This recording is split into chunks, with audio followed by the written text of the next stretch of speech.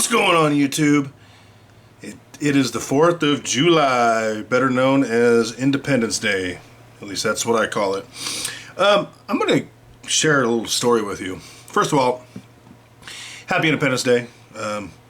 Hope we can all not just take time to enjoy our friends and family or whatever it is that we are doing today, but I hope we can take time to remember what it's all about.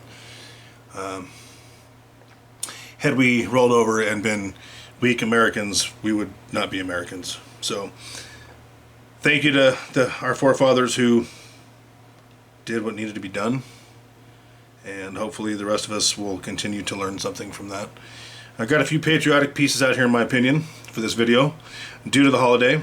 Classic Buffalo, I'm sorry, but you gotta love it. A Liberty bar. You know I got the 10-ounce American flag bar, and I like these Incuse rounds. Those just scream America to me as well. And of course, Punisher, Molon Labe, and this bad poured round. Okay, I'm going to share a story about something I recently went through. I have had the same internet provider for, geez, I don't know, since they've been bought out, since probably 2008, 2009.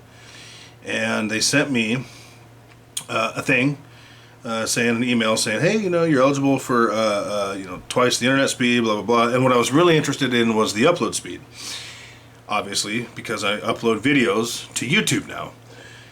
And though I'm not a YouTuber, in my opinion, I'm just a guy who makes videos, but I was particularly interested in the upload speed. And I was reluctant to do so because I had the price for life guarantee, and I really just got annoyed with how slow my uploads are. The download's fine, so I said fine.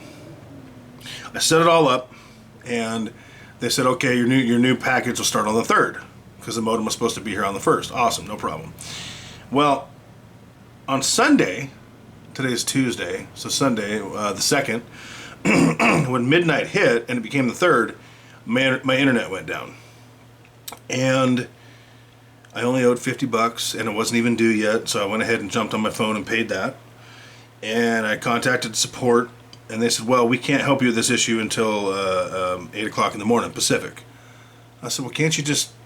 And she said to me, and I'll make a community tab with some pictures. I need to edit out my personal information, so I'm not going to put it in this video because I haven't done that yet, but she said, did you recently upgrade your speed? I said, yes. And I said, that's why my service has been disrupted, isn't it?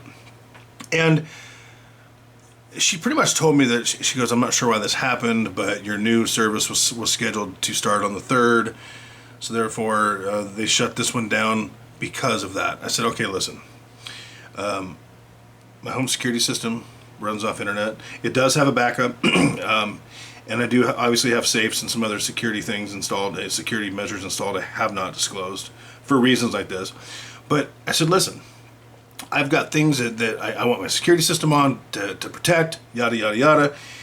She just couldn't help me. And I could tell she wanted to. So I didn't like that. Customer service isn't what it used to be. It seems like most of the time there are exceptions. So I went ahead and paid the $50 I owed that wasn't even due yet. And I also went ahead and called the only other provider in my area that can provide internet because I was pissed that they would treat someone like this after all this time. I told them, I said, listen, if I ran my business like this, I'd be out of business. And I went ahead and ponied up, a couple $100 to start service with a new company that's going to give me, even faster speeds with a 2-year price guarantee. And then they'll probably jack them way up and down this road. But my point in this video is... Oh, and I got my old provider to turn me back on, finally, the next day. And they said, well, you're going to have to pay for a full month. I said, listen, I have enough money to pay you to go away. Charge me for a month, but I need internet during the interim, and then I'm going to pay to ship all your crap back at my cost. I don't care. And that's what ties in with this video. Another reason to stack gold, silver, savings, cash, is so that you can do that. There's an old saying that says, whether you think you can or you can't, you're right. And that's very true. And I immediately just wanted to be done with them. And it's really important to save have savings built up. not just in silver and gold, but cash. You know, and I would keep a lot of my checking account, just enough to cover the bills and maybe $3-4 extra $100 a month. And I'm glad I did for this purpose, because I was able to employ what I call my fund. Okay, the FU fund.